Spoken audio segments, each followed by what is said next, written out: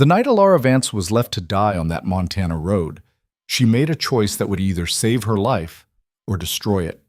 Abandoned, hunted, and miles from anything that resembled mercy, she stood at the edge of collapse when a stranger's shadow cut across the horizon. What happened next wasn't rescue. It was survival dressed up as fate. If you want to see how far a woman can fall before she learns to fight back, stay with me until the end. Hit that like button and drop a comment with your city. I want to see how far this story travels. The stagecoach vanished into the dust like a bad memory, and Alara Vance stood there watching it go, her fingers still clutching the handle of a trunk that suddenly felt heavier than her entire life.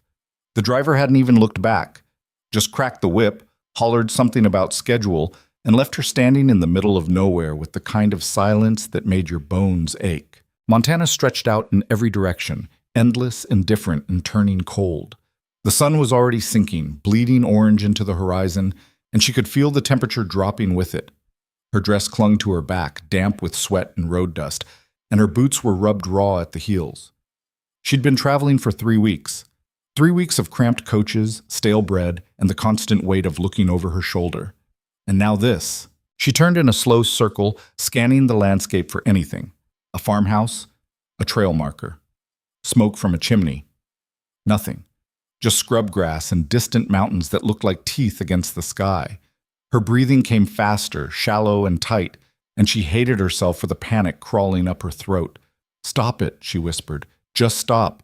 But her hands were shaking, and the trunk slipped from her grip, hitting the ground with a dull thud that echoed too loud in the stillness. She crouched beside it, pressing her palms flat against the worn leather, trying to steady herself. Inside were the only things she'd managed to save: a few dresses, a teaching certificate she wasn't sure was worth the paper it was printed on, and a small pistol she didn't know how to use. The wind picked up, rattling through the dry grass, and somewhere far off, a wolf howled. Alara's head snapped up. Another howl answered the first, closer this time, and her stomach dropped. She'd heard stories about wolves. Everyone had. About how they hunted in packs, how they could smell fear, how they didn't stop until— "Stop!" she said again, louder now, like saying it out loud would make it true. She stood, brushed the dust off her skirt, and tried to think. The town, Redemption Creek, was supposed to be another 10 miles north. The driver had sworn it, promised he'd take her all the way. But then the wheel had cracked, and he'd cursed, and somewhere between fixing it and losing patience, he'd decided a single woman with no money left wasn't worth the trouble. "You can walk it," he'd said, not even pretending to be sorry. "Straight north. You'll hit the creek by morning."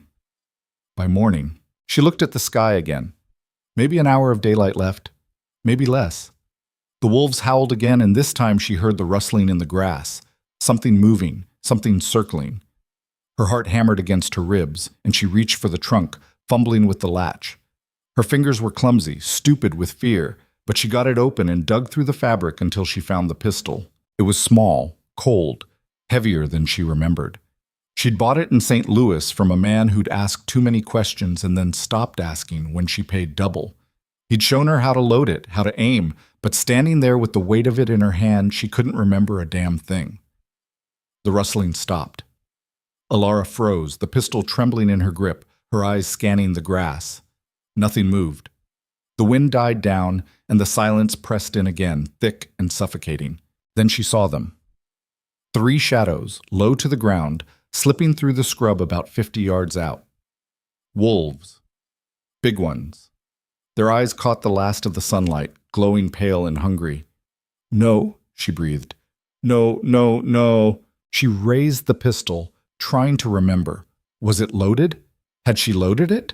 Her hand shook so hard she nearly dropped it, and the wolves crept closer, their bodies lean and patient. They knew. Somehow they knew she was nothing, just a scared woman with a gun she didn't know how to fire. One of them growled, a low rumble that vibrated in her chest, and she squeezed the trigger. Nothing. She squeezed again. Still nothing. "Work!" she screamed, shaking the pistol like that would help. And the wolves stopped, ears swiveling toward her. For a second, they just stared, and she thought maybe the noise had been enough to scare them off. Then the largest one took a step forward. Alara stumbled back, her heel catching on the trunk, and she went down hard, the pistol flying from her hand and landing somewhere in the dirt. Pain shot up her spine and she scrambled backward, her palms scraping against stones and dry earth. The wolf kept coming, slow and deliberate, and the other two fanned out on either side. She was going to die. The thought hit her with a clarity that felt almost peaceful. After everything, after running, after hiding, after clawing her way across half the country, she was going to die in the dirt, torn apart by animals that didn't care about her story. The wolf was 10 feet away now, close enough that she could see the scars on its muzzle, the ribs pressing against its fur. It was starving, just like her, just trying to survive. "I'm sorry," she whispered, and she didn't know who she was apologizing to. The wolf lunged, and then the gunshot cracked across the valley like the sky splitting open. The wolf yelped, twisting midair, and hit the ground in a heap. The other two scattered, disappearing into the grass so fast Alara barely saw them go. She lay there gasping, her ears ringing, staring at the body of the wolf as blood seeped into the dirt beneath it. Hoofbeats. She turned her head, and through the haze of shock and fading adrenaline she saw him, a rider, silhouetted against the dying light, a rifle still raised to his shoulder. He lowered it slowly, scanning the grass, then nudged his horse forward. Alara tried to sit up, but her arms gave out, and she slumped back down, her chest heaving. The rider dismounted, his boots hitting the ground with a heavy thud, and walked toward her. She couldn't see his face yet, just the shape of him, tall and broad-shouldered, hat pulled low. He stopped a few feet away, looking down at her. "You hurt?" His voice was rough, low, like he didn't use it much. She shook her head, then nodded, then shook it again because she didn't know. Everything hurt. Nothing hurt.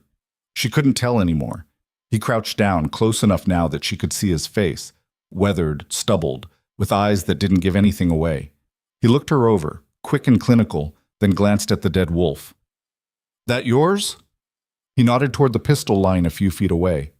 "Yes," she managed, her voice hoarse. He picked it up, turned it over in his hand, and frowned. "Safety's on." Alara felt her face burn. Of course it was. Of course. He handed it back to her and she took it, her fingers numb. He stood, walked over to her trunk, and lifted it like it weighed nothing. "You got people in Redemption Creek?" he asked, not looking at her. "No." "Job?" "I'm supposed to—" She swallowed, her throat dry. "I'm supposed to teach, at the school." He nodded, like that made sense. Like finding a woman half dead on the road was just another Tuesday. "Town's about 2 hours north. You can ride with me, or you can wait here and hope another coach comes through." It wasn't really a choice. "I'll ride," she said. He didn't offer to help her up, just tied her trunk to the back of his horse and swung into the saddle. Alara pushed herself to her feet, legs shaking, and stumbled over to the horse. It was huge, dark, and muscled, and she stared at it like it might bite. "You know how to mount?" he asked. "Yes," she lied. He reached down, grabbed her arm, and hauled her up behind him with one pull. She grabbed onto his coat, her fingers digging into the fabric, and he kicked the horse into motion without warning. She lurched backward, nearly fell, and wrapped her arms around his waist just to stay on. He didn't say anything, just rode. The sun disappeared completely, and the stars came out cold and distant. Alara pressed her cheek against his back, too tired to care about propriety, and listened to the steady rhythm of the hoofbeats. Her mind drifted, heavy and sluggish, replaying the wolves, the gunshot, the way the driver had looked at her like she was already dead. "What's your name?" she asked, her voice muffled against his coat. He didn't answer right away. She thought maybe he hadn't heard her. Then, "Caleb?" "Thank you, Caleb," he grunted. Not quite agreement, not quite dismissal, just acknowledgement. They rode in silence after that, the darkness pressing in on all sides, and Alara felt herself slipping, not into sleep, but into something close to it. A numb, floating kind of exhaustion where nothing felt real anymore. When the lights finally appeared on the horizon, small, flickering, like stars fallen to earth, she almost didn't believe them. "That's Redemption Creek," Caleb said. Alara lifted her head, blinking, and stared at the cluster of buildings taking shape in the distance. It wasn't much. A main street, maybe a dozen structures, all wood and lamplight. But it was something. It was more than the road. Caleb guided the horse down the center of town, past a general store, a saloon, a church with a crooked steeple. A few people were still out, men smoking on porches, a woman closing shutters, and they all stopped to stare as they passed. Alara felt their eyes on her, felt the weight of their judgment even before they opened their mouths. Caleb stopped in front of a two-story building with a sign that read, "Boarding House" in faded paint. He dismounted, then reached up and helped her down. Her legs nearly buckled when her feet hit the ground, and she had to grab his arm to steady herself. "Wait here," he said, and disappeared inside. Alara stood there, swaying slightly, staring at the door. Voices drifted out, Caleb's low rumble and a woman's sharp reply.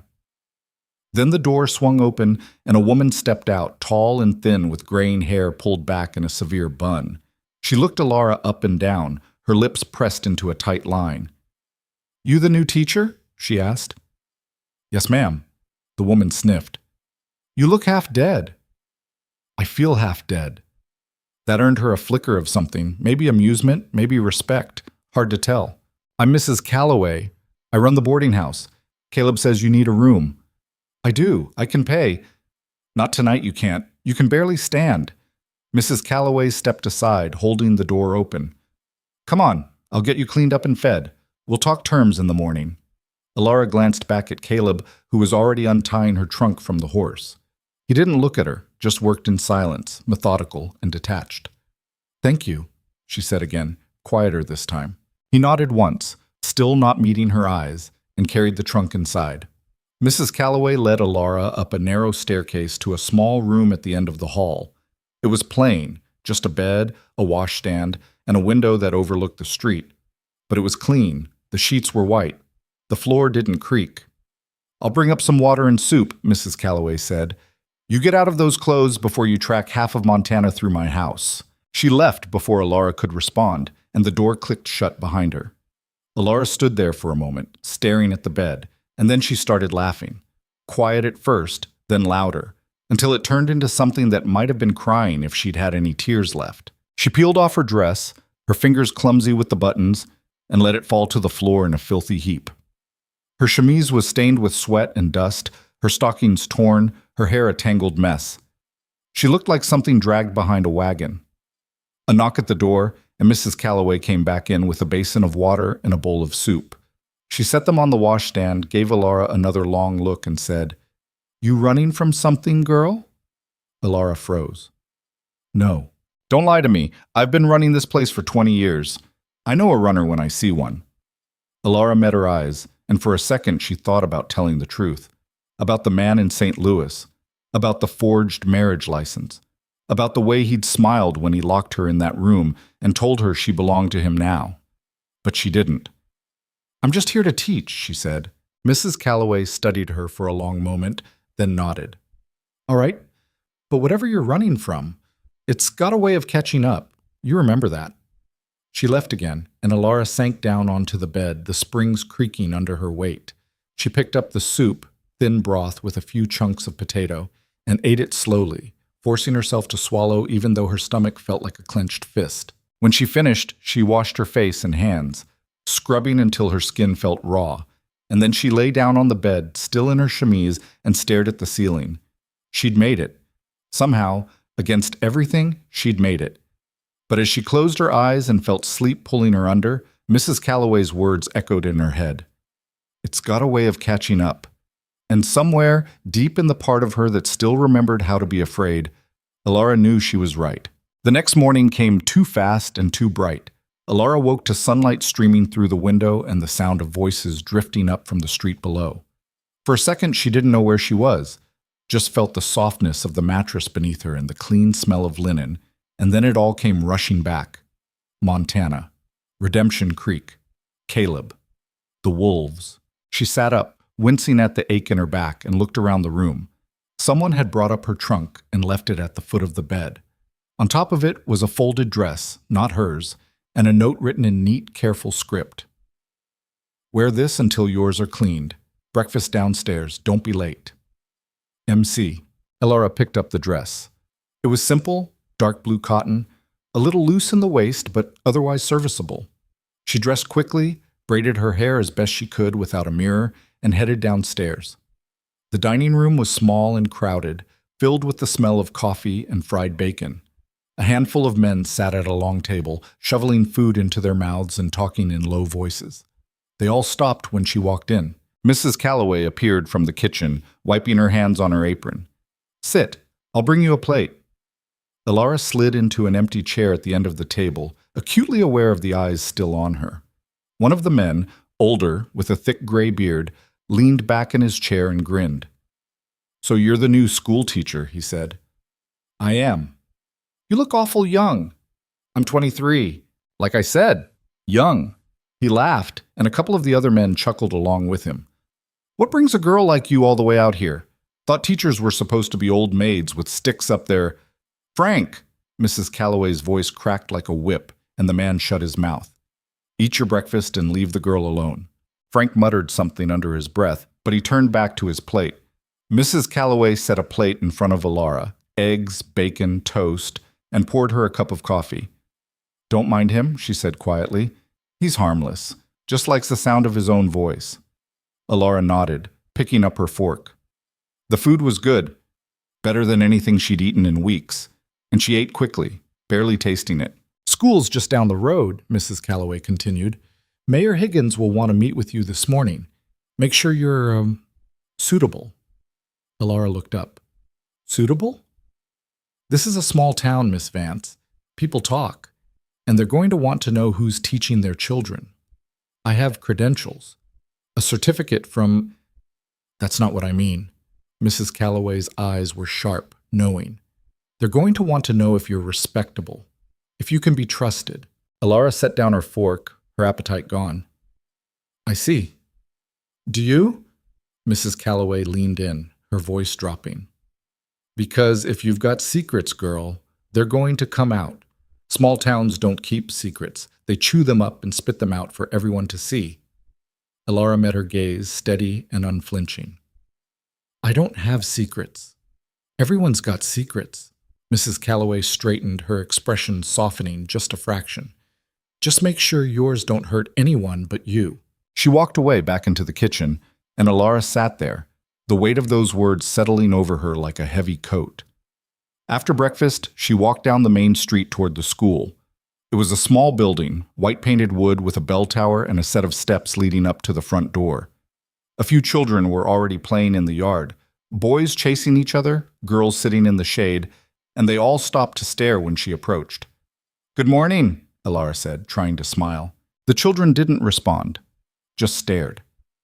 A man stepped out of the schoolhouse, tall and balding, with a neatly trimmed mustache and wire-rimmed glasses.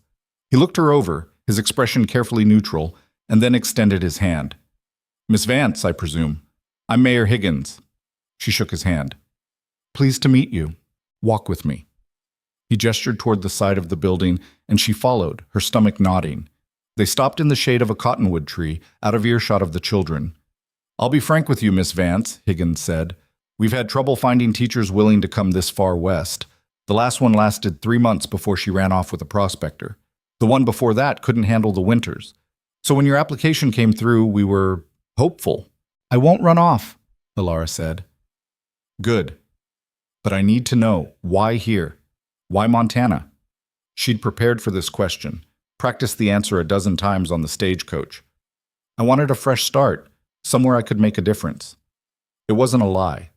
Not entirely. Higgins studied her, his eyes narrowed slightly, and then he nodded. "All right. You'll start Monday. Classes run from 8 to 3, 6 days a week. You'll teach reading, writing, arithmetic, basic curriculum. The children range from 6 to 14. Some of them are behind, way behind. You'll have your work cut out for you." "I understand. And Miss Vance—" He paused, choosing his words carefully. "This town has eyes and tongues. Keep your head down, do your job, and you'll be fine. But if you cause trouble, or if trouble follows you—" He let the sentence hang. "I won't cause trouble," Elara said. "See that you don't." He walked away back toward the schoolhouse, and Elara stood there under the cottonwood tree, her hands clenched at her sides. She wanted to scream, wanted to tell him that she'd already been judged and found guilty by a man who didn't even know her name, that she'd come here to escape that, not to live through it again. But she didn't. She just turned and walked back toward the boarding house, her head high, her jaw tight. And as she walked, She felt the town watching, always watching. The first week passed in a blur of chalk dust and suspicious stares. Alara taught her classes with her spine straight and her voice steady, even when the older boys tested her with crude jokes and the girls whispered behind their hands.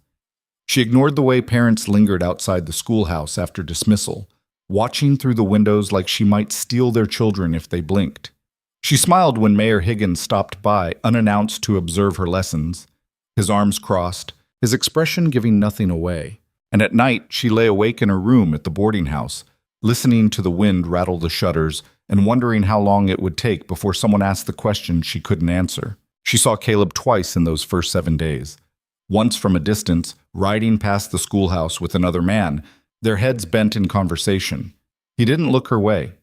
The second time was at the general store on Saturday morning, where she'd gone to buy soap and thread with the small advance Mayor Higgins had grudgingly provided. She was standing at the counter, counting out coins, when the door opened and he walked in.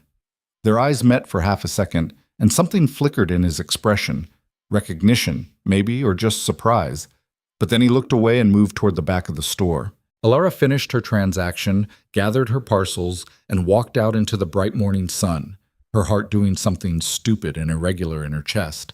She told herself it was nothing. He'd saved her life. That didn't mean he owed her conversation.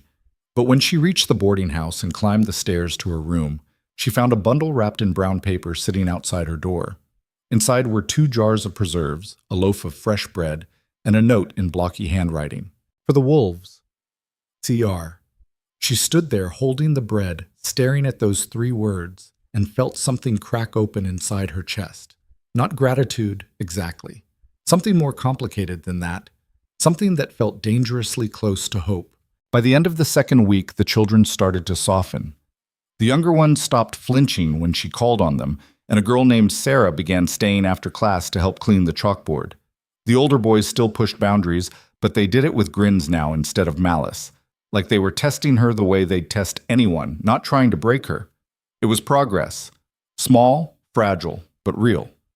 And then on Friday afternoon, everything shifted.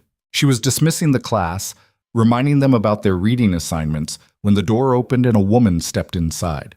She was younger than Alara, maybe 20, with blonde hair pinned up in elaborate curls and a dress that must have cost more than Alara made in 6 months. Behind her stood a man in a dark suit, older, with cold eyes and a thin smile. The children went silent. Class dismissed, Alara said quietly, and they filed out, throwing glances over their shoulders. Sarah hesitated at the door, her expression worried, but Alara nodded and she left. The woman walked toward Alara's desk, her heels clicking on the wooden floor, and stopped a few feet away. Up close, she was beautiful, the kind of beauty that knew its own power and wielded it like a weapon. "So you're the new teacher," she said, her voice sweet and sharp at the same time. "I'm Caroline Winters. My father owns the bank." She gestured to the man behind her. "This is Mr. Bexley. He's visiting from Denver." Alara set down the chalk she'd been holding. "Pleased to meet you. Are you?" Caroline tilted her head, her smile widening. "Because I've been hearing the most interesting things about you, Miss Vance, about how you arrived here with nothing, about how Caleb Reese brought you into town like some stray he found on the road."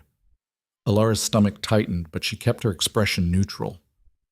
"Mr. Reese was kind enough to help me when the stagecoach left me stranded. I'm grateful for his assistance." "I'm sure you are." Caroline's eyes glittered.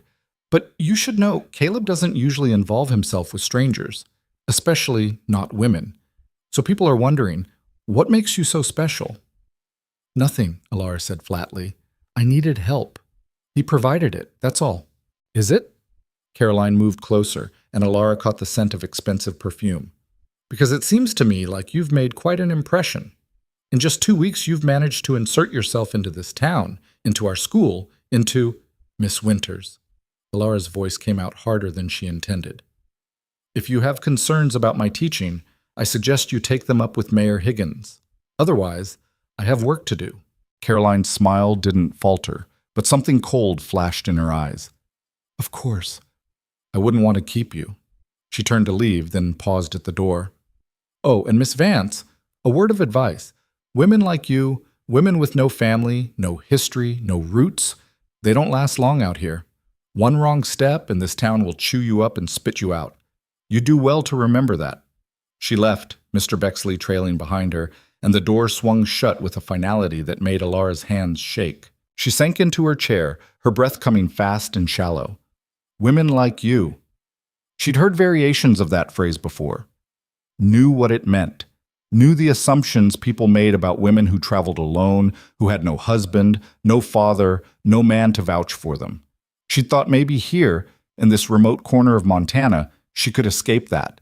But small towns were the same everywhere. They just hid it better. That night at dinner, Mrs. Calloway set a plate in front of Alara and said, "Caroline Winters came to see you today." It wasn't a question.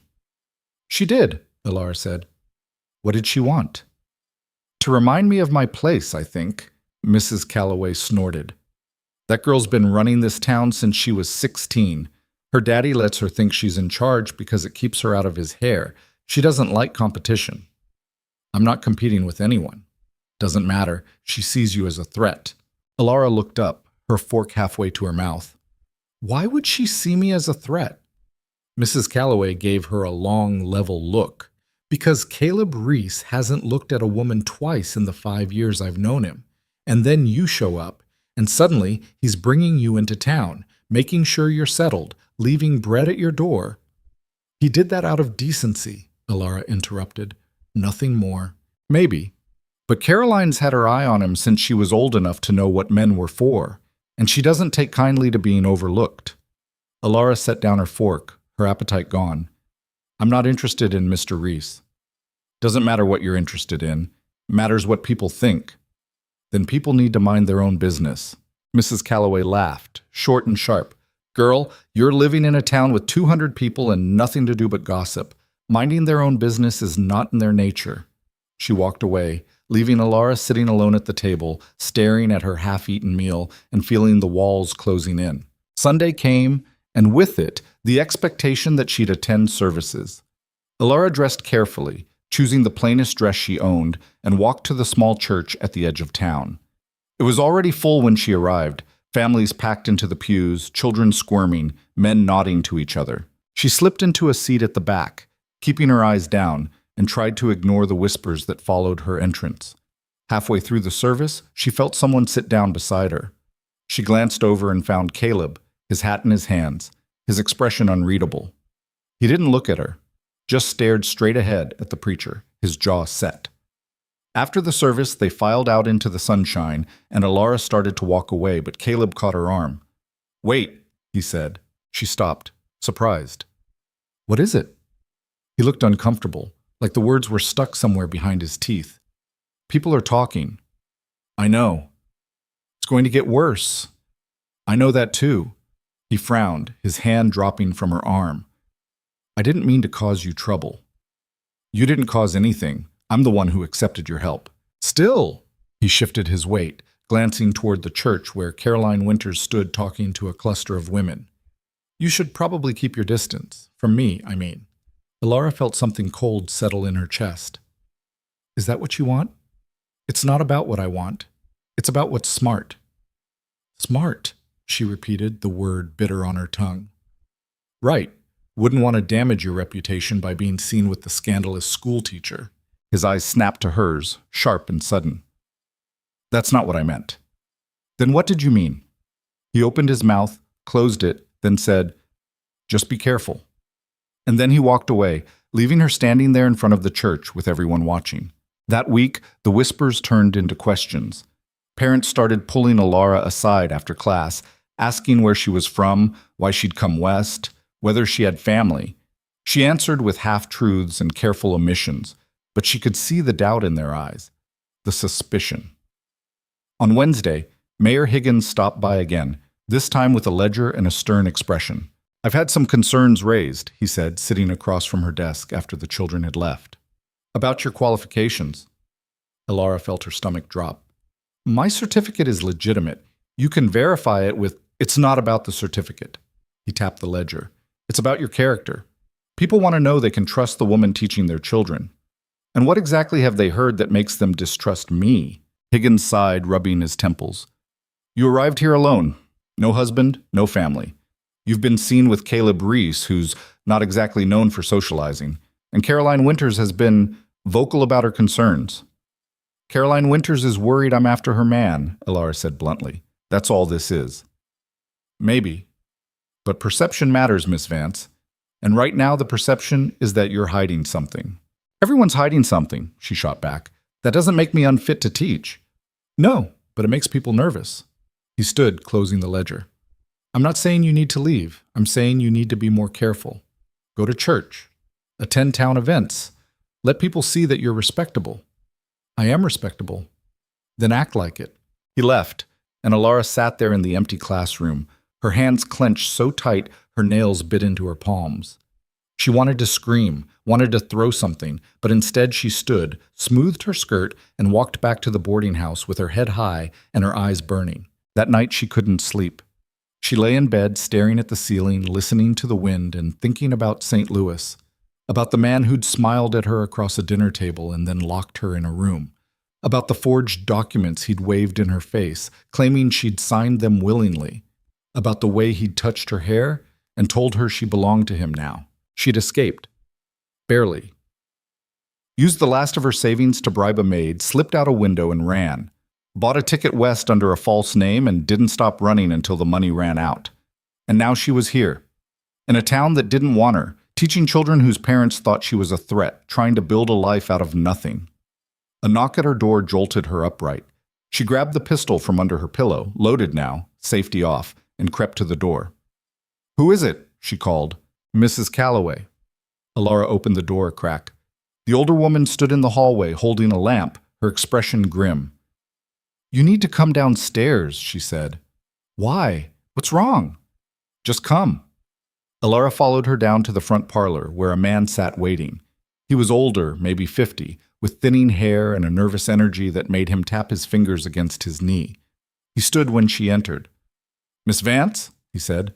"I'm Thomas Garrett. I run the telegraph office." "All right," Alara said slowly. "What can I do for you?" He pulled a folded paper from his pocket and handed it to her. "This came through this afternoon, addressed to you." Alara's hands went numb. She unfolded the paper, and the words swam in front of her eyes.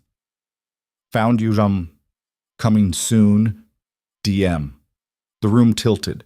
She grabbed the back of a chair to steady herself, her breath coming in short, sharp gasps. "Miss Vance?" Mrs. Calloway's voice sounded far away. "What does it say?" Alara couldn't answer, couldn't think. The initials burned into her vision. D.M. Damian Marlowe, the man from St. Louis, the man who'd claimed her as property. He'd found her. "Miss Vance?" Mrs. Calloway took her arm, firm and grounding. "Breathe." Alara sucked in air, forced herself to focus. "When did this come through?" 3:00, Garrett said. "I thought you should know right away." "Where was it sent from?" "Billings." Billings was 2 days away by stagecoach, maybe less if he pushed hard. "Thank you," Alara managed. "I appreciate you bringing it." Garrett nodded, glanced at Mrs. Calloway, and left. The door closed behind him, and the silence pressed in. "Who's DM?" Mrs. Calloway asked quietly. Alara sank into a chair, the telegram still clutched in her hand. "Someone I thought I'd left behind. A man." "Yes, the one you're running from." Alara looked up, met her eyes, and nodded. Mrs. Calloway pulled up a chair and sat down across from her. "Tell me." And for the first time since she'd arrived in Redemption Creek, Alara told the truth. She told her about Damian Marlowe, about how he'd courted her in St. Louis, all charm and promises, about how he'd isolated her from her few friends, convinced her to quit her job, made her dependent on him, about the night he'd shown her the documents, a marriage certificate she'd never signed, witnessed by people she'd never met. "He said I was his wife," Alara said, her voice hollow. "Said I'd agreed to it. When I tried to leave, he locked me in, told me no one would believe me, that I had no proof, no witnesses, that if I ran, he'd find me and bring me back." "But you ran anyway." "I had to. He was talking about moving west, buying land, starting a ranch. He wanted to take me somewhere even more remote, where there'd be no one to hear me scream." She laughed, bitter and broken. "I thought Montana was far enough. Thought I could disappear." Mrs. Calloway's expression was hard, her jaw tight. "Does anyone else know?" No, just you? What about Caleb? No. You should tell him. Why? Alara's voice cracked. So he can look at me the way everyone else does? Like I'm damaged? Dirty? He's not like that. You don't know what he's like. No one does. Mrs. Calloway leaned forward, her eyes fierce. I know he's the kind of man who rides out in the dark to save a stranger from wolves. I know he doesn't give a damn what Caroline Winters or anyone else thinks. And I know that if Damian Marlowe shows up in this town, you're going to need someone who can handle a gun and isn't afraid to use it. Alara stared at her, her throat tight. I can't ask him to do that. You're not asking. I am. Mrs. Calloway stood. You get some sleep. I'll talk to him in the morning. Mrs. Calloway, sleep, girl. You're going to need your strength. She left, and Alara sat alone in the parlor, the telegram still in her hand, and felt the walls closing in again. She'd run so far, fought so hard, and it still wasn't enough. The next morning, she went to the schoolhouse like nothing was wrong. Taught her lessons, graded papers, smiled at the children. But her hand shook when she wrote on the chalkboard, and she kept glancing at the door, half expecting Damien to walk through it. At noon, Caleb appeared. He didn't knock. Just opened the door and stepped inside, his hat in his hand, his expression unreadable. The children stared. Miss Vance, he said, can I speak with you? She dismissed the class early, watched them scatter into the yard, and then turned to face him. He closed the door, shutting out the noise, and the silence stretched between them. Mrs. Calloway told me, he said finally. Alara's chest tightened. She had no right. She had every right. You're in danger. It's not your problem. It is now. He moved closer, his eyes hard. When's he coming? I don't know, soon. And what's your plan? Run again? I don't have a plan, she snapped. I don't even know if he'll come here or if he's just trying to scare me. Men like that don't send telegrams to scare you. They send them to make you panic, to make you do something stupid. He paused. So don't. Don't what?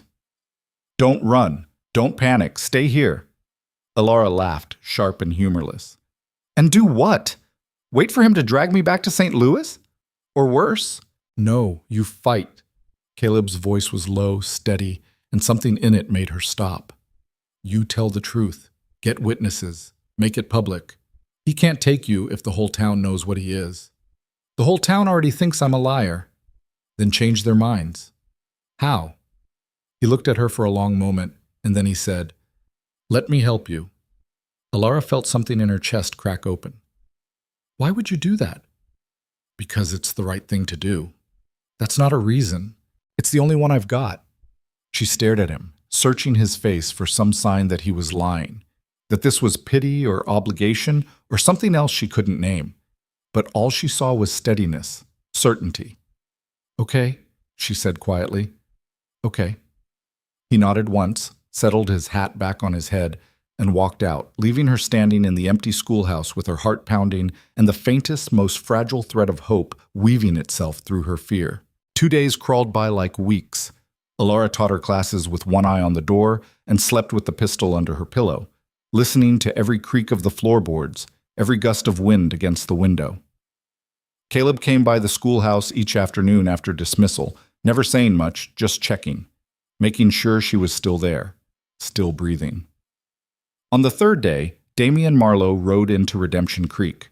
Alara was walking back from the general store when she saw him. He sat tall in the saddle, dressed in an expensive dark coat and polished boots, his hair slicked back, his smile easy and confident. Behind him rode 2 men she didn't recognize, hired muscle, probably, the kind who asked no questions and did whatever they were paid to do. Her feet stopped moving. The bag of flowers she'd been carrying slipped from her hands and hit the dirt with a soft thud. Damian's eyes found hers across the street, and his smile widened. Alara, he called out, loud enough for half the town to hear. There you are. I've been so worried. She couldn't move, couldn't breathe. Just stood there frozen while he dismounted and walked toward her like they were old friends meeting by chance.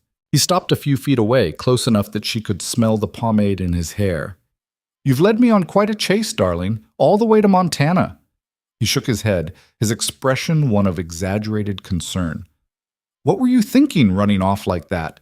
You could have been hurt. Stay away from me, Elara managed, her voice barely above a whisper. Now, is that any way to greet your husband? The word hit her like a slap.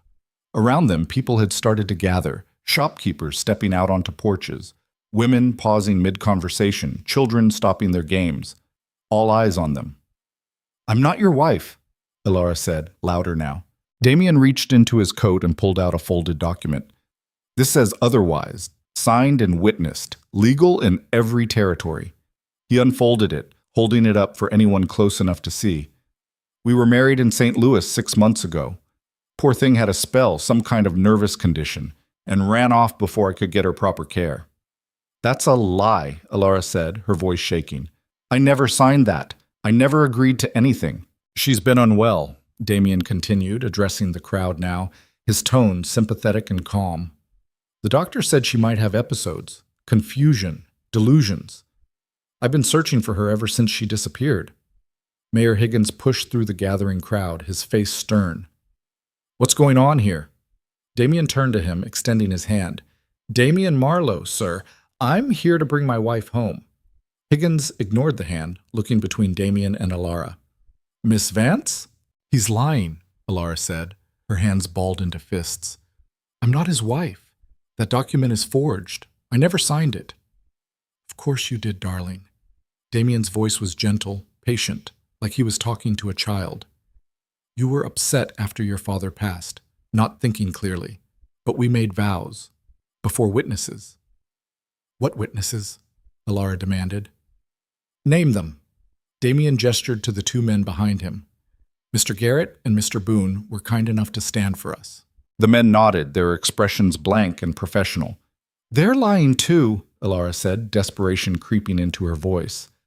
Ask them anything about the ceremony. They won't be able to tell you because it never happened. Miss Vance? Mayor Higgins held up a hand. Let's discuss this calmly. Mr. Marlowe, you have documentation? Right here. Damien handed over the folded paper. Marriage certificate, properly notarized. You'll see her signature at the bottom. Higgins studied it, his frown deepening. Elara felt the ground slipping out from under her. That's not my signature, she said. Look at it. It doesn't even look like my handwriting.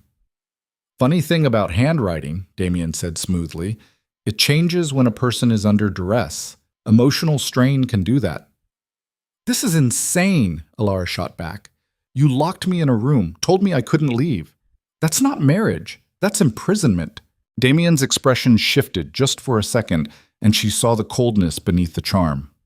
You're confused, darling. You were never locked anywhere. You were free to go anytime you wanted, but you didn't because you knew where you belonged. I ran the first chance I got. You had an episode. The doctor warned me this might happen. What doctor? Elara demanded. Give me his name. Dr. Harrison, in St. Louis. I'm sure he'd be happy to provide his notes if needed. It was all so smooth, so practiced. He thought of everything, covered every angle. Elara felt panic clawing up her throat. Mayor Higgins, she said, turning to him. Please, you have to believe me. I came here to escape him. That's why I took this job, why I traveled so far. If I was really his wife, why would I run? Because you were ill, Damien said before Higgins could respond. And I'm here to take you home so you can get the help you need. I don't need help. I need you to leave me alone. Darling, don't call me that. Elara's voice cracked, and she hated how weak she sounded, how desperate. A horse approached fast, and Caleb dismounted before it had fully stopped, his rifle still in its saddle holster, but his hand resting on the grip of his revolver. He stepped between Elara and Damien, his expression flat and dangerous. Problem here? He asked. Damien looked him up and down, unimpressed. And you are? Someone asking you a question. I'm here for my wife. Not sure how that concerns you. She says she's not your wife. She's confused. I have documentation. Caleb glanced at Higgins. Let me see it. Higgins handed over the certificate and Caleb studied it, his jaw tight. After a long moment, he looked at Elara. This your signature? No. He handed the paper back to Higgins. Then we've got a problem. Damien's smile thinned. I don't believe we've been introduced. Caleb Reese. Well, Mr. Reese, I appreciate your concern, but this is a private matter between a husband and wife. I'd suggest you step aside. I'd suggest you get back on your horse and leave. The crowd had grown larger now, drawn by the confrontation. Alara saw Caroline Winters watching from the porch of the bank, her expression a mixture of smugness and satisfaction. Mrs. Calloway stood near the boarding house, her arms crossed. Damien's smile disappeared entirely. I'm not leaving without my wife. She's not going anywhere, Caleb said. This is kidnapping. This is a woman saying no. You should listen. One of Damien's men stepped forward, his hand moving toward his gun, but Caleb's revolver was out and leveled before the man's fingers touched metal.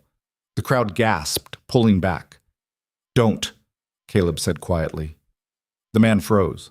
Damien held up his hands, his expression shifting to wounded innocence. Gentlemen, please, there's no need for violence. Mayor Higgins, surely you can see what's happening here. This man is threatening me on behalf of a woman who's clearly not in her right mind.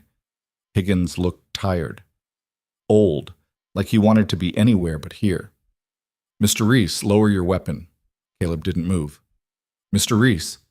Slowly, Caleb holstered the revolver, but his eyes never left Damien's men. Thank you, Higgins said. He turned to Damien. Mr. Marlowe, you've presented documentation, but Miss Vance disputes its validity.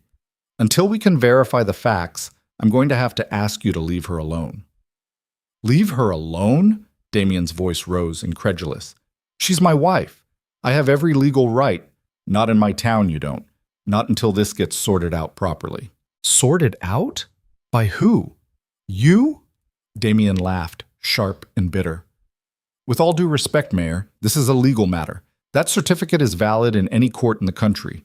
If you prevent me from claiming what's rightfully mine, I'll bring lawyers, marshals, whatever it takes. Then bring them, Caleb said. We'll wait. Damien's eyes narrowed. You're making a mistake, Mr. Reese. Both of you. He turned to Alara, and his voice dropped, soft and cold. I gave you everything, Alara. A home, security, and this is how you repay me? By dragging my name through the mud in some backwater town? You gave me nothing, Alara said, her voice steadier now. You took. That's all you know how to do. For a second, she saw real anger flash across his face, raw and ugly, but then the mask slid back into place. We'll see what a judge has to say about that. He mounted his horse, his men following suit. I'll be at the hotel, and Miss Vance, wife, I expect you to come to your senses soon, before this gets worse for everyone. He rode off, his men trailing behind, and the crowd slowly dispersed, whispering. Alara stood there, trembling, and felt Caleb's hand on her shoulder. You all right? He asked. She shook her head. He's going to win.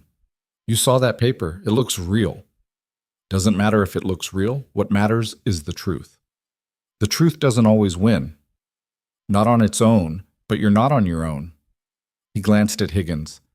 We need to call a town meeting. Tonight. Higgins sighed. Mr. Reese, tonight, Caleb repeated, before he has time to spread more lies. Higgins looked at Alara, his expression unreadable, and then nodded. Fine. 7 o'clock. Town hall. That evening, the hall was packed. Every seat filled, people standing along the walls, children peering in through the windows. Alara sat at the front with Caleb beside her and Mrs. Calloway behind her, a silent wall of support. Damien sat across the aisle with his men, looking calm and confident. Mayor Higgins stood at the podium, calling for order. We're here to address the matter of Miss Alara Vance and Mr. Damien Marlowe. Mr. Marlowe claims Miss Vance is his wife. Miss Vance disputes this. We need to hear both sides and determine the facts. There are no sides, Damien said, standing. There are facts. We were married. I have the certificate. She left without explanation, and I've been searching for her ever since out of concern for her well-being. Let him finish, Higgins said when Alara tried to interrupt. She suffers from a nervous condition, Damien continued, brought on by the death of her father. The doctor prescribed rest, but she became agitated, irrational. When I woke one morning, she was gone. Imagine my fear, my wife, alone, unwell, traveling across the country with no one to protect her. He painted himself as the concerned husband, the devoted partner, and Alara watched the faces in the crowd, saw some of them softening, starting to believe. Miss Vance? Higgins said. Your response? Elara stood, her legs unsteady, every eye in the room fixed on her. Everything he just said is a lie. My father died 3 years ago. I've been supporting myself since then, working as a teacher in St. Louis. I met Mr. Marlowe at a social gathering. He courted me, seemed kind. I was lonely, and I made the mistake of trusting him. A mistake, Damien murmured, loud enough for people to hear. She admits it. He isolated me, Elara continued, her voice stronger now. Convinced me to quit my job, to stay at his house. He said we'd marry properly once he'd saved enough. But then one night, he showed me that certificate and told me we were already married, that I'd signed it when I was drunk at a party I didn't even remember attending. Murmurs rippled through the crowd. When I said I wanted to leave, he locked me in, told me I belonged to him now, that no one would believe me if I ran. She looked directly at Damien. He was right. No one did believe me, not the police, not the neighbors, so I waited until I had a chance, and I ran. A touching story, Damien said, but where's your proof? Where's yours? Elara shot back. You have a piece of paper with a signature that isn't mine. I have the truth. The truth is you remember it, but you were unwell. I wasn't unwell, Elara's voice rang out, sharp and furious. I was trapped. There's a difference. Can anyone corroborate your story? Higgins asked quietly. Elara's heart sank. No, he made sure of that. Damien spread his hands, his expression sympathetic. You see, she has no witnesses, no evidence, just wild accusations against a man who's done nothing but try to care for her. What about the doctor? Caleb asked, standing. This Dr. Harrison, where is he? Why didn't you bring him? He's in St. Louis. I can have him send a statement. Not good enough. If you're going to claim she's mentally unfit, the doctor should be here to testify. That's not practical. Then neither is your claim. Damien's jaw tightened. I have the marriage certificate. You have a forgery. Prove it. The room went silent. Elara felt the weight of everyone's stares, felt the doubt creeping back in. Damien was too smooth, too prepared. He had an answer for everything. Then Mrs. Calloway stood. I have something to say. Higgins nodded. Go ahead, Mrs. Calloway. I've known Elara Vance for 3 weeks. In that time, she's been nothing but honest, hardworking, and respectable. She teaches our children, lives quietly, causes no trouble. Now this man shows up claiming she's his wife, but she's never once mentioned a husband. Never wore a ring, never acted like a woman with a man waiting for her. Because she was confused, Damien started. I'm not finished. Mrs. Calloway's voice cut through his. If she was really your wife, why did you wait 6 months to come looking? Why send a threatening telegram instead of a loving letter? Why bring hired guns instead of coming alone? Damien's smile turned cold. Those men are for protection. The journey is dangerous. Protection from what? Wolves? Mrs. Calloway's eyes were hard. Or from the woman you're trying to drag back against her will? The crowd shifted, uncertain now. Furthermore, Mrs. Calloway continued, if you're so concerned about her well-being, why corner her in the street? Why not approach the mayor privately? Present your case properly. You came here to intimidate her, to force her into submission in front of witnesses so she'd be too ashamed to fight back. That's absurd, is it? Because it looks to me like you're a man used to getting what he wants, and you don't care how you get it. Damien's composure finally cracked. I have every legal right. You have a piece of paper, that's all. Mrs. Calloway sat down, her expression daring him to argue. Another voice spoke up. Thomas Garrett, the telegraph operator. I delivered that telegram to Miss Vance. Saw her face when she read it. That wasn't the face of a woman being reunited with her husband. That was fear. Fear brought on by her condition. To stop calling it a condition, Elara said, her voice ringing out. I'm not sick, I'm not confused. I'm a woman who made the mistake of trusting the wrong man, and I won't let you use my past against me. She pulled something from her pocket, a letter, folded and worn. This is from my previous employer in St. Louis, Mrs. Catherine Wells. She confirms that I worked for her until I met you, that I was of sound mind and good character, and that I left abruptly without explanation. She wrote this when I asked her for a reference for this position. If I was your wife, why would I need a reference? Why would I apply for a job hundreds of miles away? Damien's face darkened. That proves nothing. It proves I had a life before you. A life I gave up because I believed your lies. She turned to the crowd.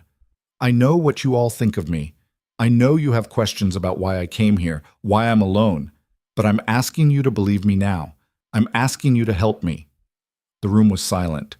Then Sarah, the girl who helped clean the chalkboard, stood up. Miss Vance is a good teacher. She's kind. She wouldn't lie. Her mother pulled her back down, but other voices started to rise. She's been nothing but proper since she arrived. That man gives me a bad feeling. Why would she run if she wasn't scared? Damien held up his hands. Please, you're all being manipulated by a woman who's very good at playing the victim. I have legal documentation. That's all that matters. Then let's get a judge, Caleb said. A real one, from Helena. Let him examine that certificate, hear both sides, and make a ruling. Damien hesitated just for a second, and Alara saw it, the flicker of uncertainty. He hadn't expected resistance, hadn't expected the town to question him. Fine, he said finally. Bring a judge. I have nothing to hide. Good, Higgins said. I'll send for one first thing in the morning. Until then, Mr. Marlowe, you're to stay away from Miss Vance. No contact. No threats. Understood? Damien's smile was thin and sharp. Perfectly. He left, his men trailing behind, and the crowd began to disperse.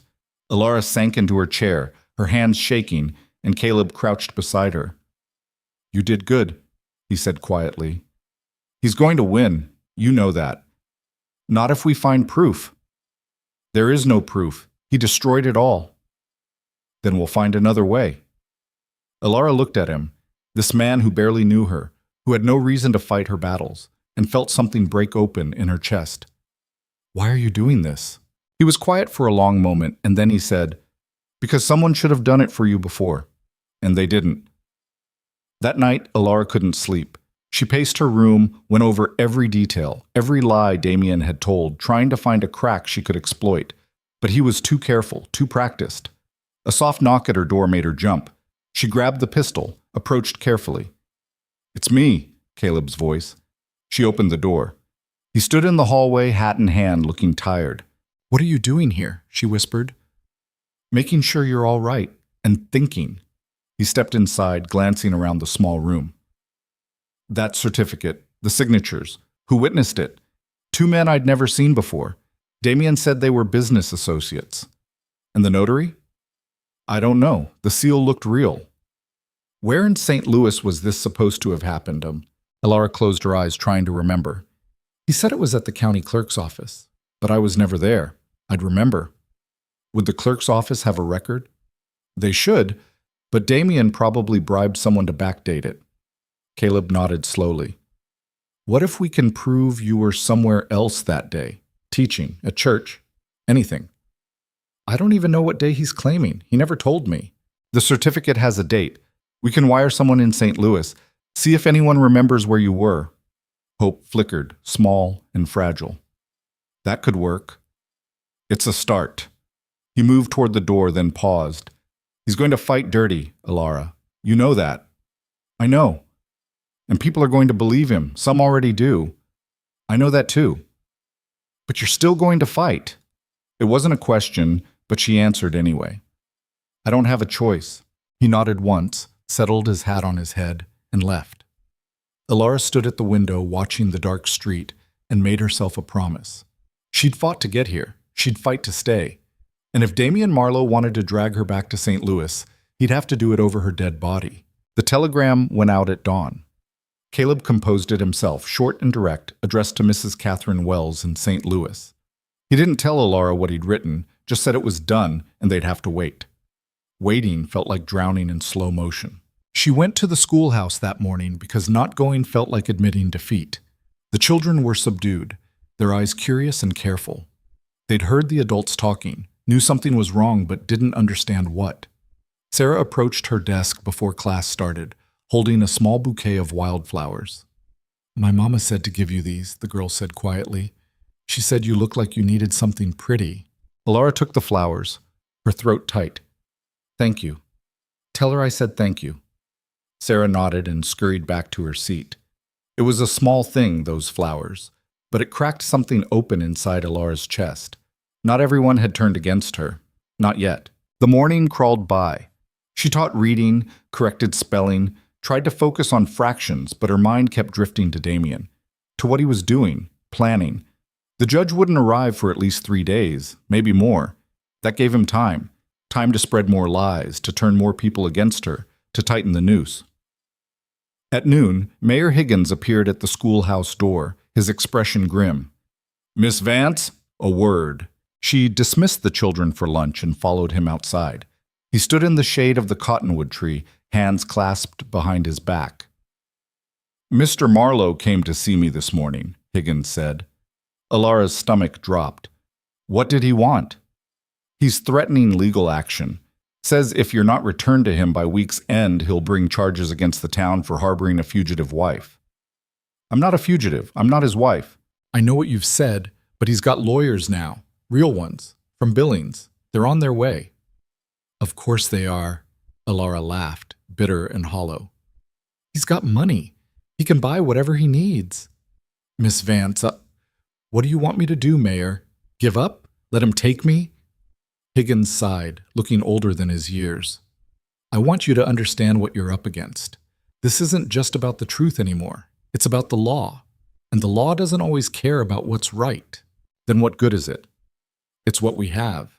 He paused, choosing his words carefully. "If that certificate is legally binding, if a judge rules in his favor, I won't be able to protect you. I'm not asking you to protect me, I'm asking you to believe me. I want to believe you, but wanting isn't enough." He left her standing there, and Alara felt the weight of it settle over her shoulders like a physical thing.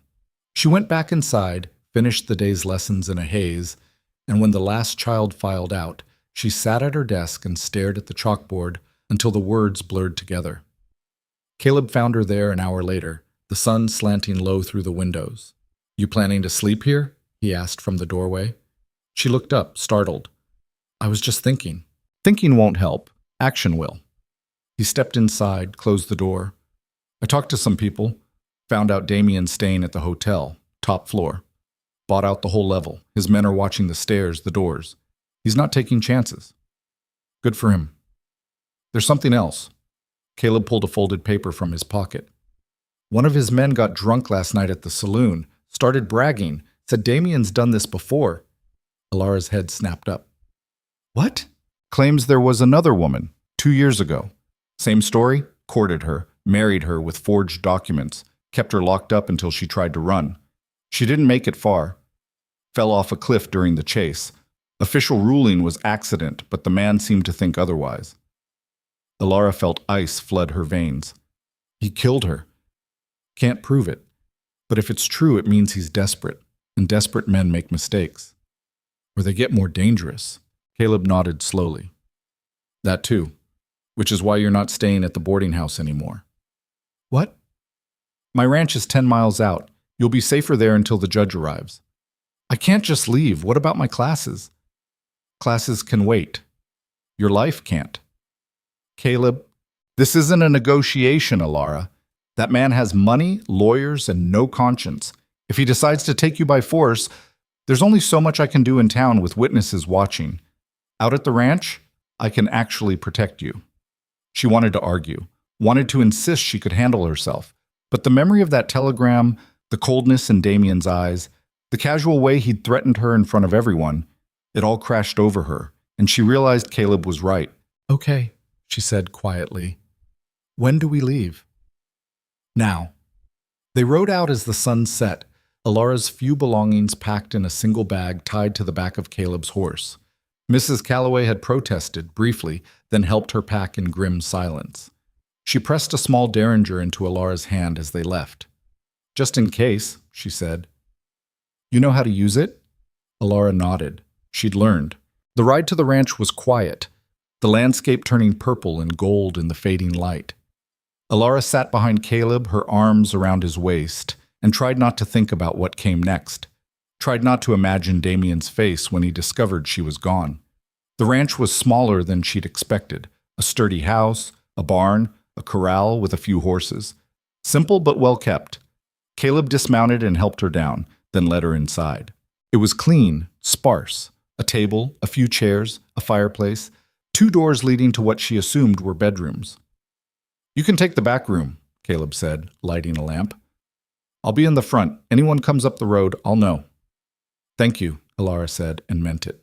He nodded, uncomfortable with gratitude. There's food in the kitchen. Help yourself. I've got some work to do in the barn, but I won't be far. He left, and Alara stood in the middle of the small house, feeling the silence press in. She explored the back room, just a bed, a washstand, a window with a view of the mountains. It was more than she'd had in months, more than she deserved, maybe. She sat on the bed, springs creaking, and let herself feel it. All of it. The fear, the exhaustion, the tiny flicker of something that might have been hope. For the first time since she'd fled St. Louis, she wasn't alone. And that terrified her almost as much as Damien did. That night she woke to the sound of hoofbeats. Her eyes snapped open, heart hammering, and she grabbed the derringer from under her pillow, crept to the window, saw 3 riders approaching through the darkness, moving fast. She ran to the front room. Caleb was already awake, rifle in hand, standing by the door. "Stay back," he said without looking at her. The riders pulled up outside, and one of them shouted, "Caleb Reese, we know she's in there!" Alara recognized the voice, one of Damien's men. Caleb opened the door but didn't step out. "This is private property. Turn around. We're here for Mrs. Marlowe. Her husband wants her back. She's not his wife, and she's not going anywhere. That's not your decision to make. It is when she's on my land." Another voice, smoother and more dangerous. Damien himself, riding up behind his men. "Caleb Reese, I don't believe we've been properly introduced. I'm Damien Marlowe, and you're harboring my wife." "I'm harboring a woman who asked for help. There's a difference." "Not in the eyes of the law." Damien dismounted, his movements casual and confident. "I have a legal claim, a marriage certificate. You're obstructing a man's right to his own wife. A certificate, she says, is forged, her word against mine. And I have documentation." He pulled a packet of papers from his coat. "These are sworn statements from witnesses, medical records confirming her condition, letters from her own hand expressing her love for me." Alara felt her blood run cold. "Those are fake. All of them." Damien looked past Caleb, finding her in the shadows. "Darling, this has gone on long enough. Come home.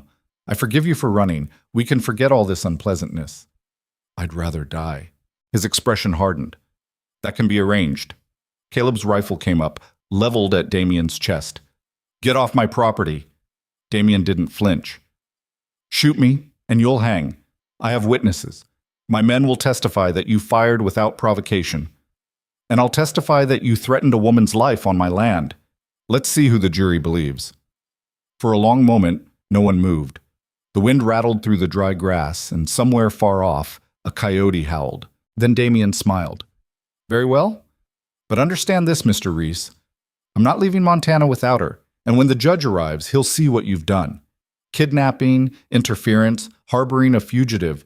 You'll lose everything, your land, your reputation, maybe your freedom." "Worth it," Caleb said flatly. Damien's smile widened, cold and sharp.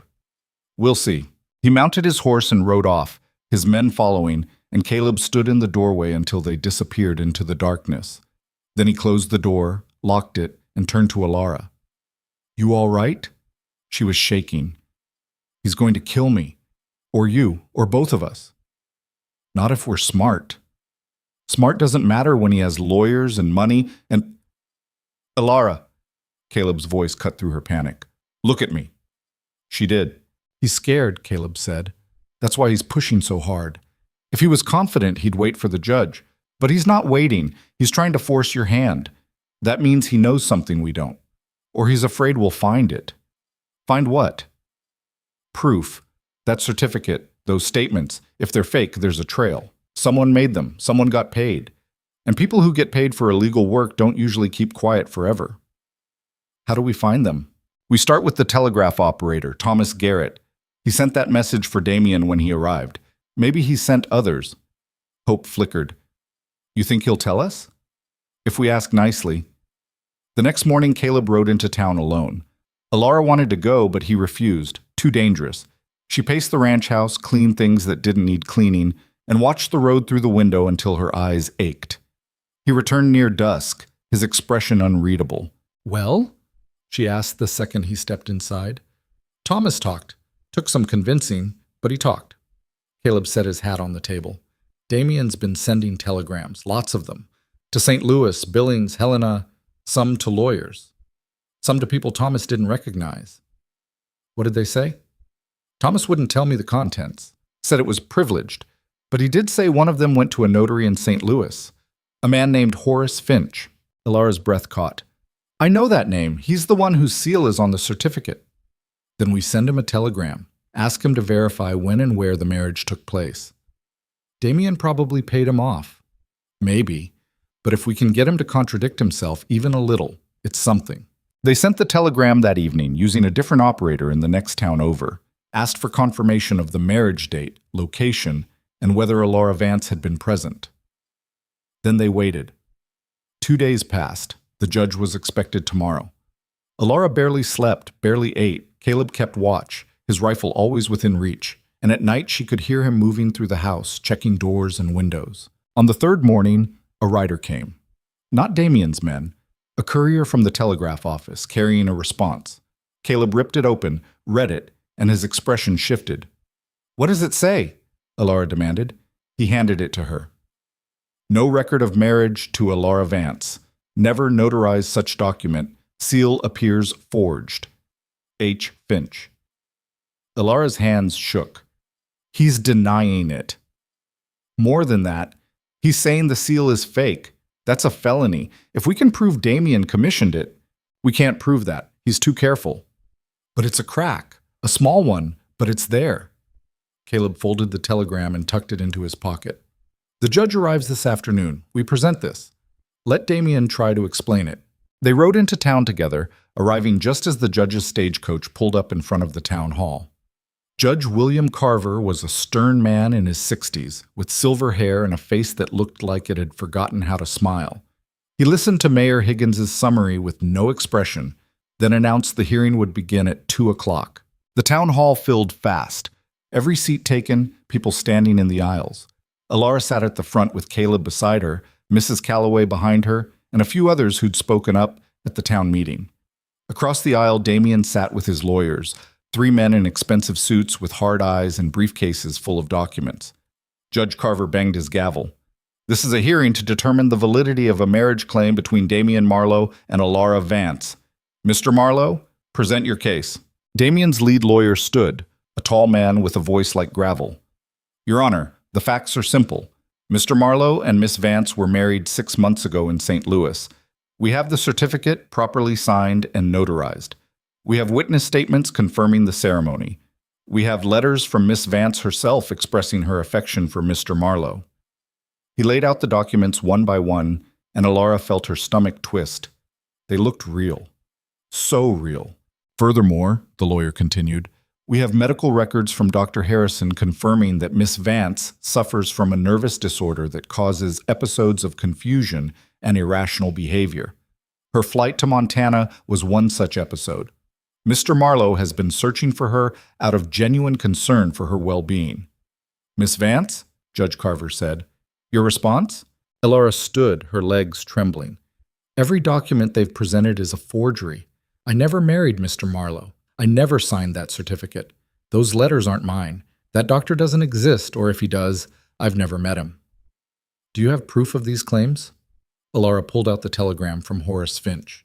This is from the notary whose seal appears on the marriage certificate. He says he never notarized such a document and the seal is forged. The lawyer snatched the telegram, read it, and his expression darkened. Your Honor, this is hearsay. A telegram from an unknown source.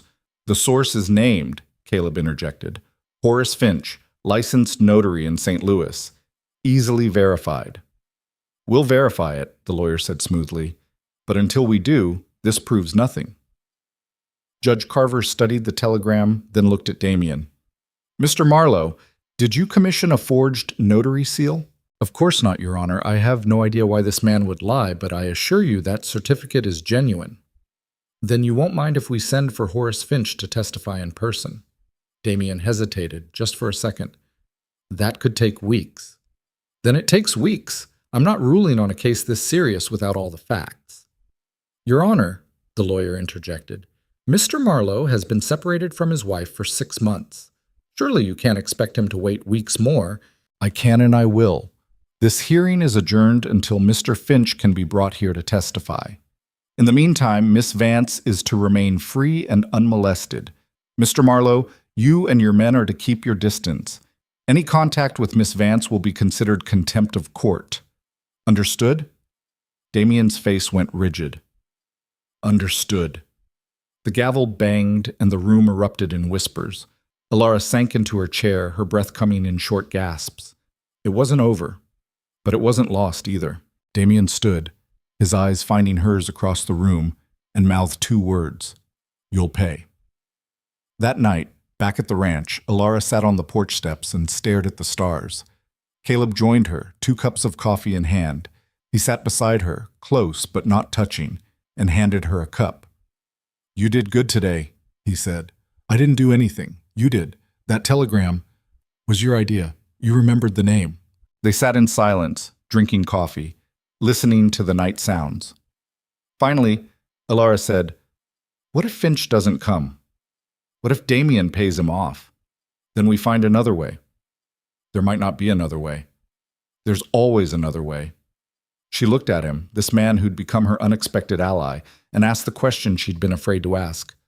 "Why are you doing this, really?" Caleb was quiet for a long time. Then he said, "I told you, because someone should have." "That's not an answer. It's the only one I've got." "Caleb, I had a sister," he said abruptly, "younger than me. Sweet girl.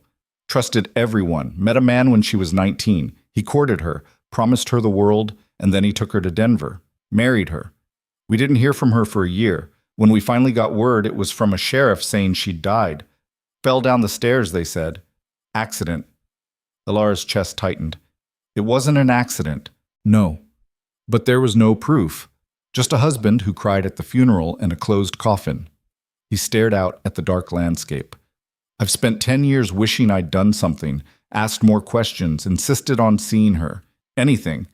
And then you showed up, and it was like getting a second chance." "I'm not your sister." "No, but maybe I can do for you what I couldn't do for her." Alara set down her coffee cup and took his hand. He didn't pull away. "Thank you," she said quietly. He nodded, his jaw tight, and they sat there together until the stars began to fade and the first light of dawn crept over the mountains.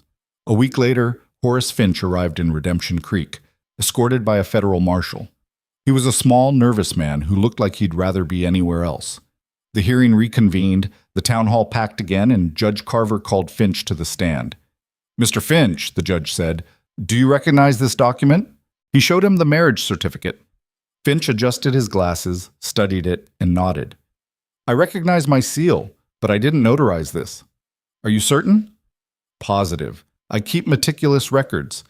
There's no entry for a marriage between Damien Marlowe and Alara Vance on this date or any other." Damien's lawyer stood. "Your Honor, Mr. Finch could be mistaken." "I'm not mistaken," Finch said firmly. "Furthermore, that seal is a forgery. The spacing is wrong. The ink is wrong. Someone copied my seal, but they didn't do a perfect job." The room erupted. Judge Carver banged his gavel. "Order!" Damien's face had gone pale. "Mr. Marlowe," the judge said, "do you have anything to say?" Damien stood slowly. "Your Honor, I was given that certificate in good faith. If it's a forgery, I'm as much a victim as anyone." "By whom?" I don't recall. It was handled by an associate." "What associate?" "I'd have to check my records." "You don't recall the name of the person who arranged your marriage?" Damien's composure cracked. "It was a private matter. I didn't think I'd need to defend it in court." "Well, you do, and you're doing a poor job of it." Judge Carver turned to Alara. "Miss Vance, have you anything to add?" Alara stood. "I never signed that certificate. I never agreed to marry him. He kept me locked in his house for weeks, told me I had no choice, and when I finally escaped, he chased me halfway across the country. This isn't about marriage. It's about control." Judge Carver studied her for a long moment, then looked at the document spread across his bench.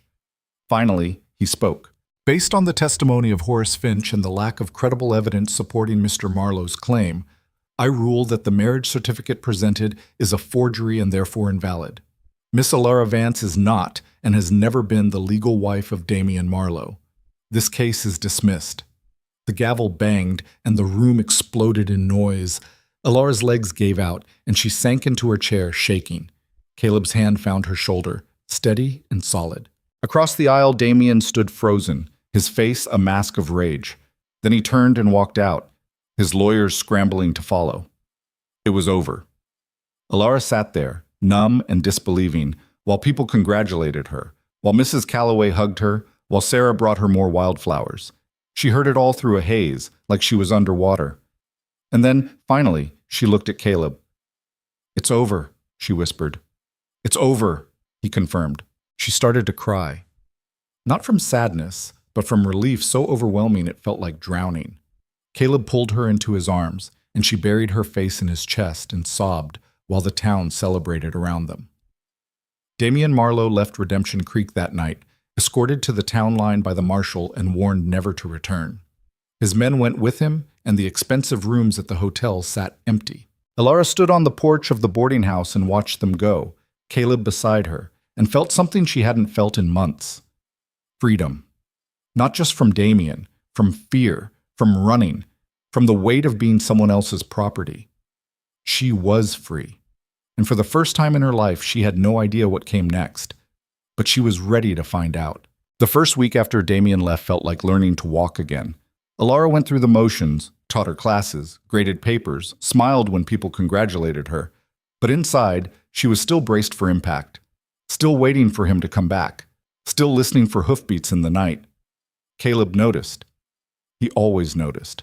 "You need to stop looking over your shoulder," he said one evening when he stopped by the boarding house. They sat on the front porch, Mrs. Calloway somewhere inside clattering dishes. "I'm not." "You are. Every time a horse passes, every time someone opens a door too fast." Alara wrapped her arms around herself. "He could come back." "He won't. The marshal made it clear what would happen if he did. Marshals can be bribed. Not that one." Caleb leaned back in his chair, his hat tipped low. "And even if Damien tried, I'd know. People talk. Word travels. You're safe, Alara." She wanted to believe him, but safety was a concept she'd stopped trusting months ago. "What if I can't do this?" she asked quietly. "What if I can't just go back to normal?" "Normal's overrated." He looked at her, his eyes steady in the fading light. "You don't have to go back to anything. You get to start over, build something new. I don't know how." "Neither did I when I came here, but you figure it out. One day at a time." It was simple advice. Maybe too simple, but it was all she had. The second week, things started to shift. Parents who'd been cold to her began nodding in the street. Women who'd whispered behind her back stopped whispering. Caroline Winters still glared, but even she kept her distance, her earlier accusations now sitting awkward and exposed in the light of the judge's ruling. Sarah stayed after class one afternoon, helping clean the chalkboard like always, and said, "My papa says you're the bravest person he's ever met." Alara paused, chalk in hand. "I'm not brave. I was just scared and had no other choice." "Isn't that what brave is? Being scared and doing it anyway?" Alara looked at the girl, 10 years old with dirt on her dress and hope in her eyes, and felt something crack open. "Maybe.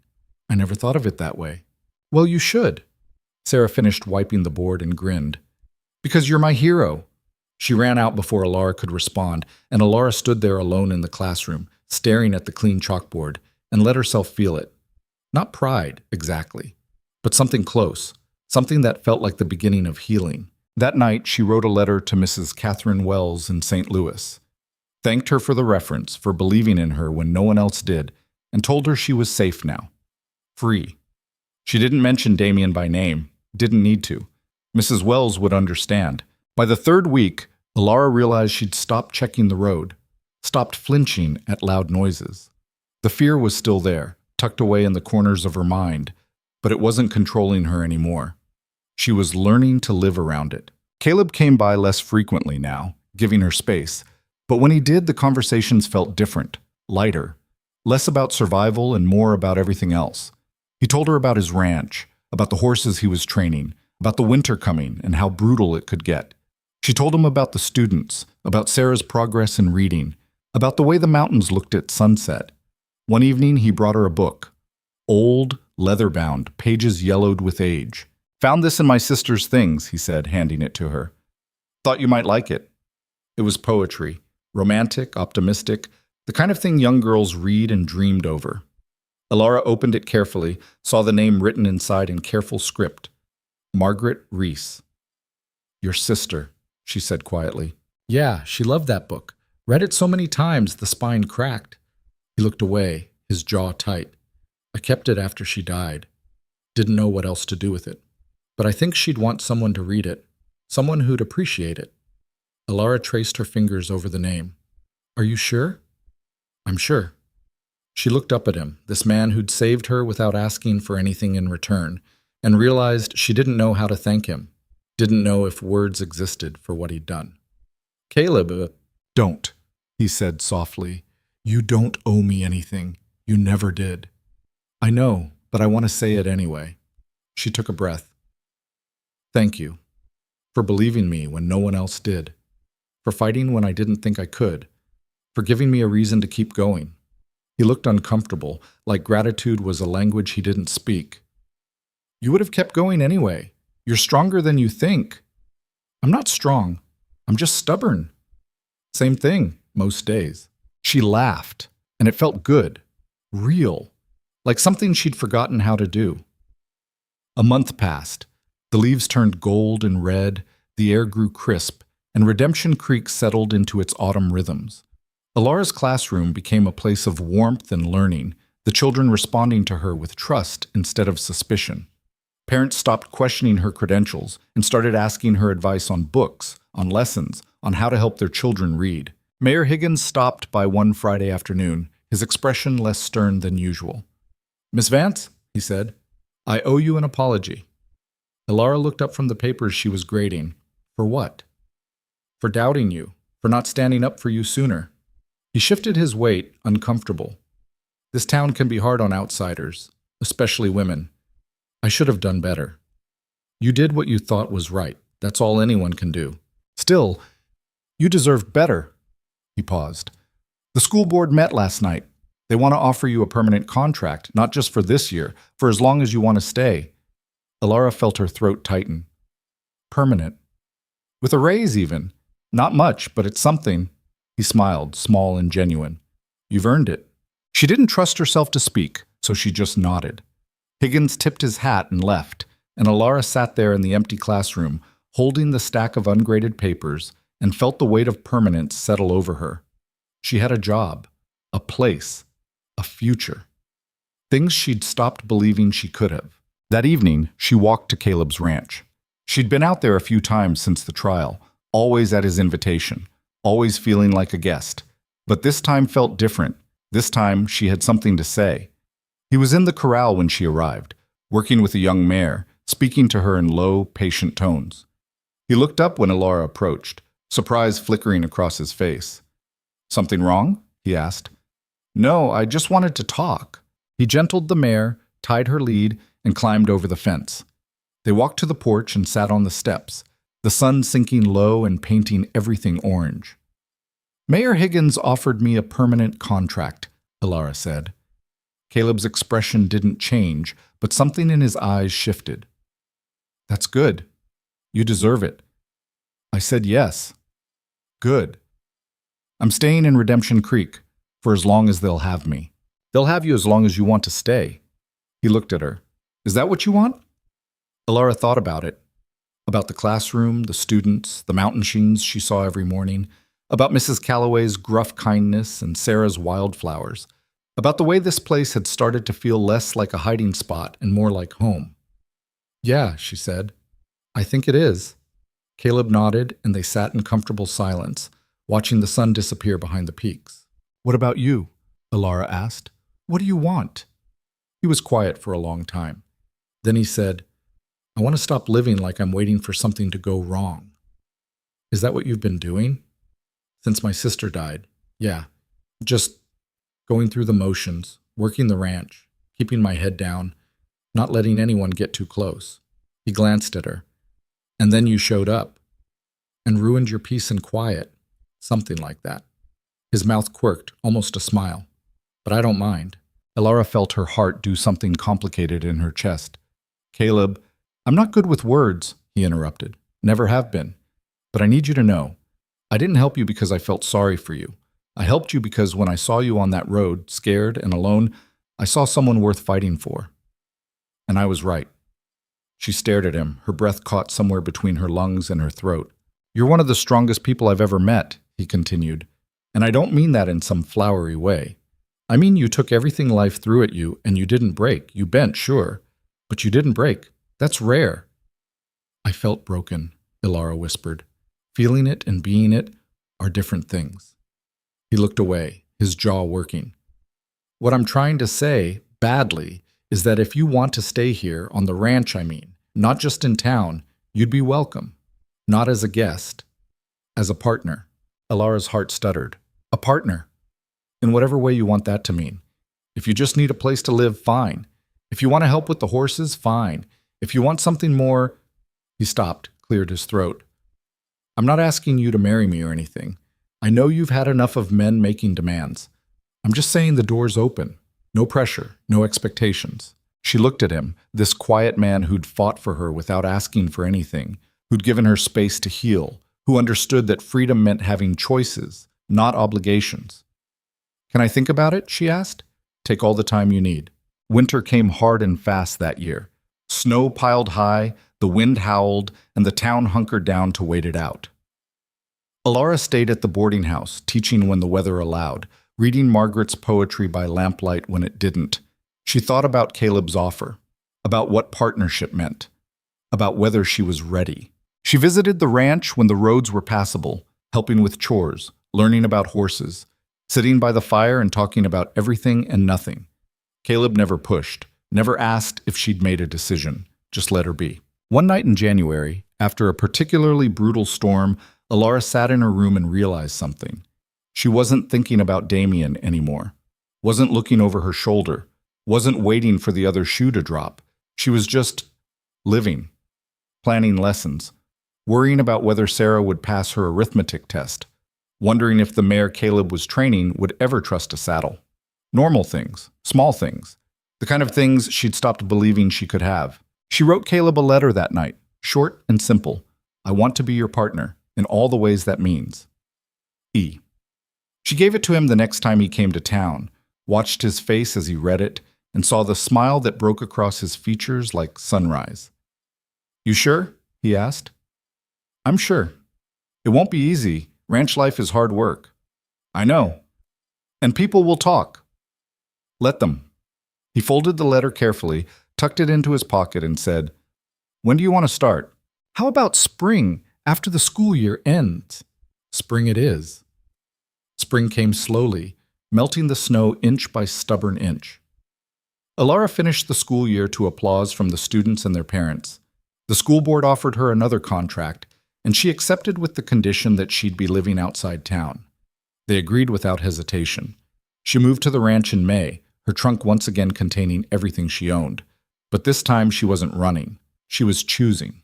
The work was hard, just like Caleb had warned. She woke before dawn, helped with the horses, learned to mend fences and fix saddles and read weather patterns. Her hands blistered, then calloused.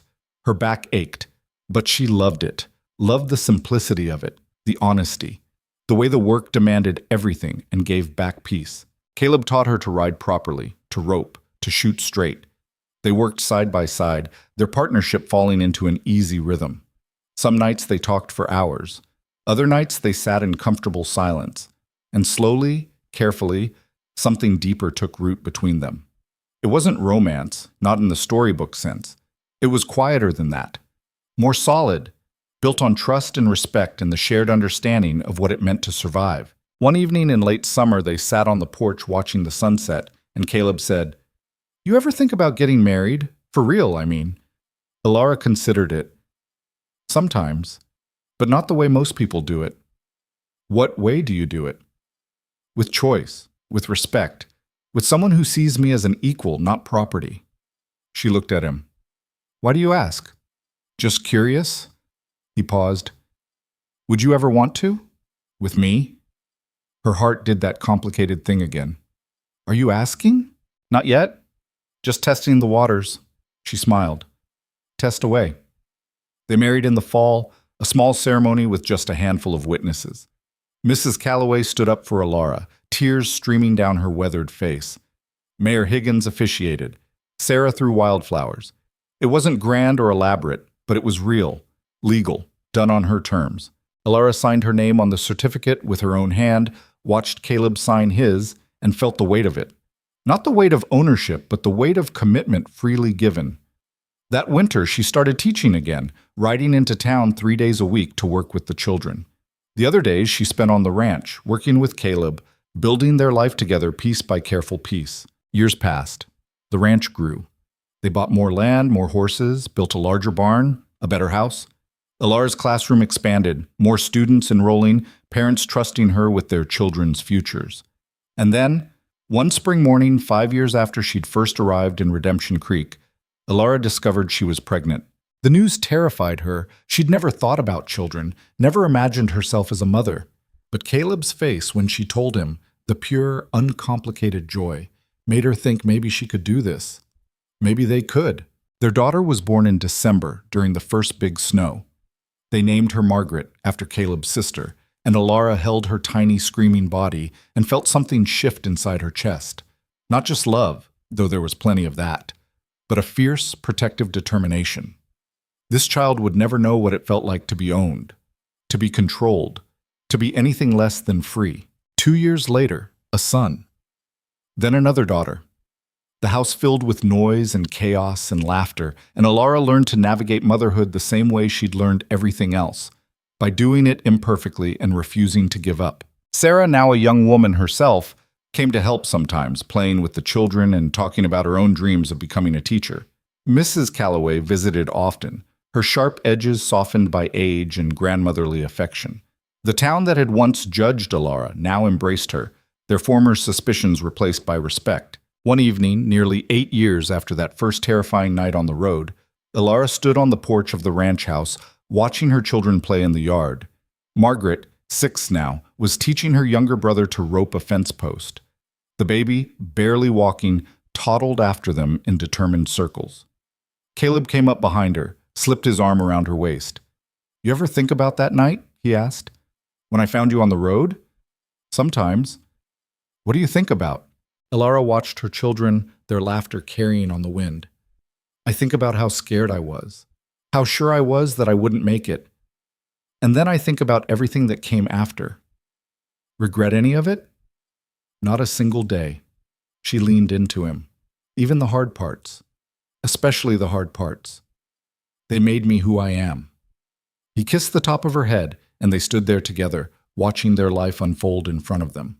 Alara thought about the woman she'd been 8 years ago, broken, terrified, convinced she had nothing left to lose.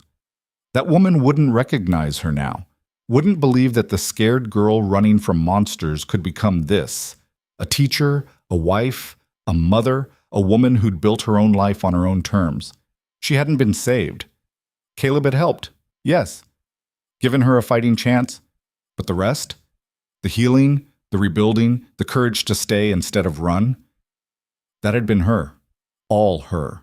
Margaret called out, wanting help with the rope, and Alara walked down the steps into the yard, into the noise and mess and beautiful chaos of the life she'd chosen. She'd learned something in those years, something she wished she could go back and tell that terrified woman on the road. That survival wasn't the end goal, it was just the beginning.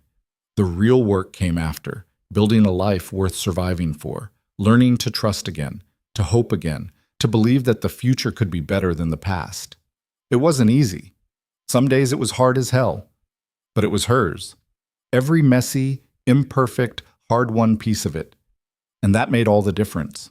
Later that night, after the children were asleep and the house was quiet, Alara sat at the kitchen table with the old book of poetry Caleb had given her all those years ago. She opened it to a random page and read Margaret's favorite passage, the one with the corner folded down and the words underlined. She was not saved by princes or promises, but by her own stubborn refusal to surrender. And in that refusal, she found something more valuable than rescue. She found herself. Alara closed the book, ran her fingers over the worn cover, and smiled. She hadn't been saved. She'd risen. And in rising, she'd learned the most important lesson of all, that freedom wasn't something given or granted. It was something you took, something you fought for, something you built with your own hands, day by day, choice by choice, until the life you dreamed of became the life you were living. Outside, the wind picked up, rattling the shutters. But inside, the house was warm, safe, full of the people she loved and the future she'd built. Alara Vance had survived. But more than that, she'd learned to live. And in a world that had tried its hardest to break her, that was its own kind of victory. She stood, turned down the lamp, and walked to the bedroom where Caleb was already asleep. She slipped under the covers beside him, felt his arm come around her automatically, and closed her eyes. Tomorrow would bring new challenges.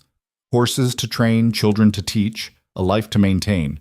But tonight, she could rest, could let herself feel the weight of peace instead of fear. And somewhere in the darkness, in the space between waking and sleep, Alara thought about that broken woman on the Montana road and whispered a promise. You made it. You're safe. You're free. And you did it yourself. The wind howled outside, but she didn't flinch, just settled deeper into the warmth and let herself drift, knowing that whatever came next, she could handle it. Because she wasn't running anymore. She was home. And nothing, not fear, not doubt, not the ghosts of her past, could take that away from her. She'd fought too hard for it, bled for it, built it from dust and defiance and sheer stubborn will. And in the end, that was the only kind of victory that mattered.